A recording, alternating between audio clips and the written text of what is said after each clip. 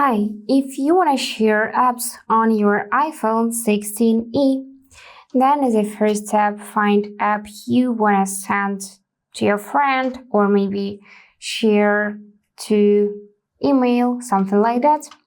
Press and hold its icon like this and select the second option, Share App.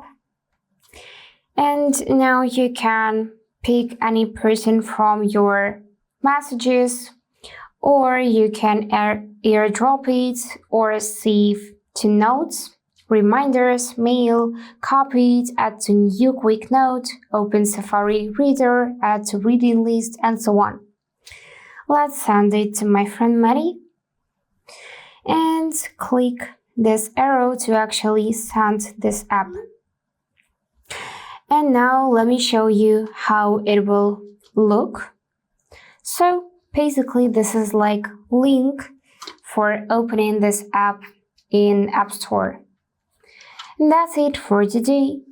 If this video was helpful, please subscribe, like and comment. And I wish you all the best. Bye bye.